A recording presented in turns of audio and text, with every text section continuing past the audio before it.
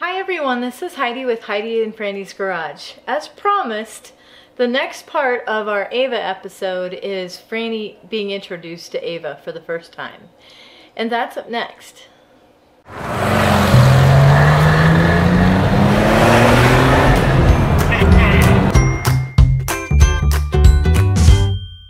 In 1999, I met Franny, and we never talked about the 356 because there was no reason to really talk about it. And then one day, in passing, I think she found a photograph of my sister next to the car.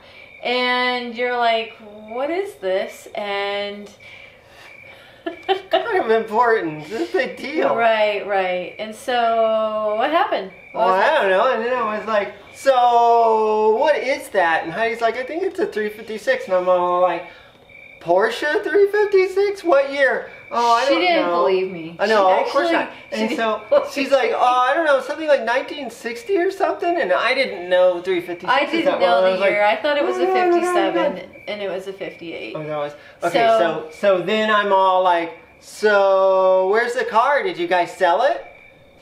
So it's at my uncle's. And so Franny's like, you know, I have a cousin that lives in Boston. Can we go out to your uncle's and can we go see my cousin? Yay! And so we did. We planned a trip. That was in 2005. Yep, it was really fun. And, you know, we started calling Franny's uncle and our cousin. And you hadn't seen your cousin in like 20 years or something. So we did a little bit of a family trip, and it was really fun. And we did Boston and everything, and that's super fun too. So that was great. But you still didn't believe me that we had this car. No, because I couldn't see it. So it's a big old barn from New England, and it's like 280 years old or something like that. No, it's like 150 years old. It's pretty old. It's older than that, actually. So it was an old peacock farm, whatever. Mm-hmm. So there was a big barn, and then next to it was sort of this long garage, and there was a garage door, and I couldn't see into the window was too high, and it was way too high. Franny was like you know, we had like one of those little point and shoot digital cameras, and she was like holding it up in through the up to the window and taking photographs because she didn't believe that this car existed. And so and lo and behold, she would take it down and look at the image, and she's like, huh. Look, lo and behold, a 58 cream colored 356 cabriolet with a red interior. So here's the schmeal on that. If I could go down to Porsche and buy any car that they've ever made, I would have picked out a 1958 356 cabriolet T2 normal, cream colored with a red interior. This car is perfect for me. It's exactly what I've always wanted. It was meant to be for Franny. Yeah. So so it became then our task to wrangle that car from Heidi's uncle. And that wasn't easy at all. No. First of all, Franny didn't know my uncle that well, and secondly, she's always bugging me to be bugging him. And like, we asked once, and then he said he was going to check, and then like a year later, he checked, and his daughter is like a little bit younger than me, and you know, do you want the car? And he said, I need to make sure that they don't want it. And so like then another 6 months would go by, and basically that happened for about 2.5 to 3 years. Yeah, that's quite a while. while. Then we stopped asking, and then we moved too. Yeah, we moved, and so we stopped asking, and then once we moved, we're like, okay. I think I sent him a picture of the garage. So I had just done the floors. There was nothing in the garage at all. No lifts in here, okay? Yeah, Remember, nothing. No lifts. It was completely and it was empty. just the sealant on the ground. Yeah, it was just the epoxy coating we put on the floor. And I said, you sent an empty photo, empty garage photo. This would be a perfect place for, you know, to house the 356. I'm thinking maybe I don't know, maybe a 58 cab. We moved here in 2007, and so that we didn't start bugging him until a couple years later than that. So that's the last time we talked to him about it, and then we asked him again in 2009. And by then he said the car hadn't run for 2 years. And so he said, if you can get it running, you can buy it back from me for what I've put into it, what your mom's put into it, and then you can be on your way, and hopefully you'll keep it in the family, and I want to buy it back if you're going to sell it, kind of thing. But basically, we're like, wow. And so all of a sudden, Franny had to start studying. She'd been dealing with Volkswagens, but not so much Porsche 356s. So that was a whole nother thing. And I guess you're going to tell everyone about all the reading that you did before. Right. So I hooked up with the 356 registry. So if you're interested in these cars, totally check out the 356 registry. They're a wonderful group. They have lots of events and things, but they have a lot of technical knowledge and just tons of guys who are really well versed in the cars. So I started reading through technical articles, everything I could find on the car.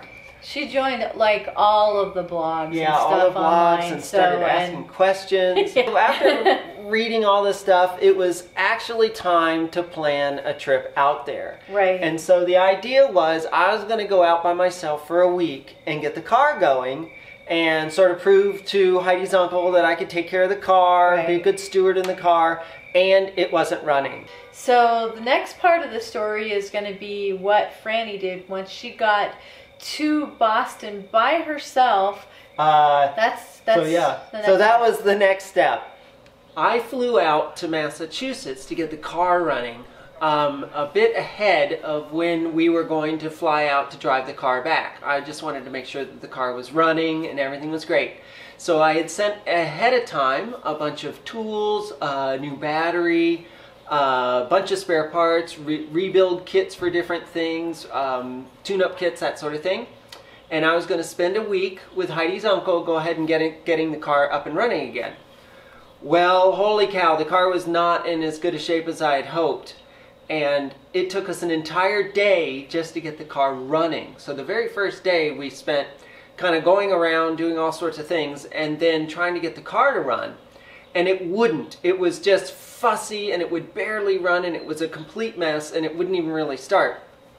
It turned out that the car had a bad condenser on the distributor.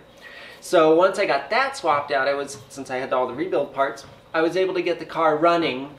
But oh my gosh, so I'm in the back of this car and we're in a 280-year-old wooden barn in Massachusetts and there's like fire coming out of the carburetors and just trying to get this thing. It was snapping and popping. I had two big fire extinguishers next to me. It was the most stressful thing you could imagine. And the car's not running well and it's running on maybe 3 cylinders at best. It's a big mess.